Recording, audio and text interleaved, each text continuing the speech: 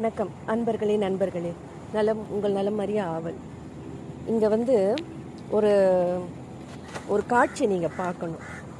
எதெல்லாம் நம்ம செய்யக்கூடாது, நம்மளுடைய சமயத்தில் எதெல்லாம் நீங்கள் செய்யக்கூடாது அப்படின்னு நம்ம சொல்கிறோமோ வலியுறுத்துகிறோமோ, இதை பற்றி நிறைய பேர் பேசிட்டாங்க. இருந்தாலும் இதை தொடர்ந்து சில பேர் செய்துக்கிட்டு இருக்காங்கன்றது தான் ஏன் எப்படின்னு புரியல. என்னன்னு பார்க்குறீங்களா?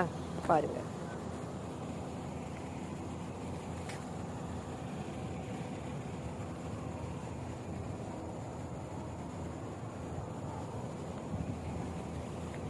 பார்த்தீங்களா? இது அதாவது நம்ம வீட்டில் பூஜை அறையிலையோ அல்லது நம்ம வீட்டில் வைத்து வழிபட்டிருக்கலாம், அல்லது அவங்களுக்கு விளக்கு ஏற்றி விட்டுருக்கலாம். குறைஞ்சபட்சம் அவங்க ஒரு ஓரமாக நம்ம வீட்டில் இருந்திருக்கலாம். அவங்கள கொண்டு இந்த மாதிரி போடுறதுல என்ன மரியாதை? அப்போ இவ்வளோ நாள் நம்ம நினச்சி ஒரு பிரார்த்தனை போட்டிருப்போம், அதெல்லாம் என்ன ஆணுச்சு அப்படின்றது ஒரு பெரிய கேள்விக்குறியாக இருக்குது. இது முறையாக இது பாருங்கள், அந்த ஃப்ரேம் எல்லாம் அது நம்ம வீசிடலாம், அது ஒன்றும் சிக்கல் இல்லை. இந்த படங்களை மஞ்சள் தண்ணியில் ஊற வச்சு நம்ம கரைச்சிடலாம், ஒரு செடி கொடிக்கில் ஊற்றிக்கலாம். இந்த மாதிரி இப்போ நம்மளோட சமயத்தில் சில விஷயங்கள் சொல்லி கொடுத்துருக்காங்க. இதெல்லாம் இந்த மாதிரி பண்ணுங்க, இந்த மாதிரிலாம் கொண்டு போட்டுறாதீங்க அப்படின்னு. இது கொஞ்சம் ஒதுக்குப்புறமாக இருக்கிறதுனால இது பல கண்களுக்கு தெரியாமல் இருந்திருக்கலாம். இருந்தாலும் கோயிலுங்களுக்கு வரவங்களுக்கு தெரியும், இங்கே கோயில் இருக்குது அப்படின்னு தெரிஞ்சே கொண்டு இப்படி போட்டு வச்சுட்டு போயிட்டாங்க. இது நம்ம என்ன கணக்கில் சேர்க்கிறது? இது குப்பை கணக்கில் சேர்க்கிறதா, இல்லை ஒரு காலத்தில் வணங்கி அல்லது ஒரு பிரார்த்தனையை போட்ட அந்த ஒரு படம், இந்த சுவாமி படமாக இருக்கலாம், அவங்க இஷ்ட தெய்வமாக இருக்கலாம், எது நமக்கு தெரியல, கொண்டு இப்படி போட்டுட்டா இப்போ இதுக்கு யார் பொறுப்பு? இது யார் அள்ளுறது? இது யார் சுத்தம் பண்ணுறது? இது யார் பாவக்கணக்கில் போய் சேரும்? நல்லா சிந்திக்கணும். நாம் இது மாதிரி செய்யறதுக்கு முன்பு நல்லா சிந்திக்கணும்.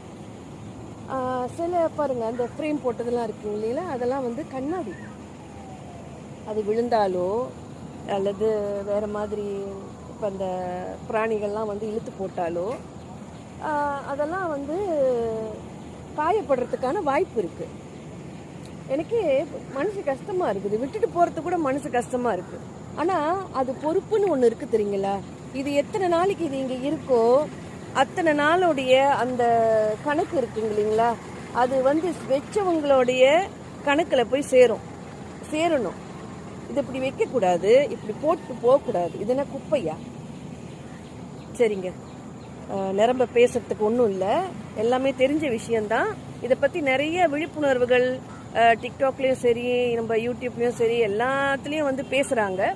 ஆனால் அது எத்தனை பேர் கடைப்பிடிக்கிறாங்க, அது எத்தனை பேர் அதை சிந்தனையில் கொள்கிறாங்க அப்படின்றது தான் இன்றைக்கி ஒரு பெரிய ஒரு என்ன சொல்லுவாங்க, ஒரு சிக்கலாக இருக்குது.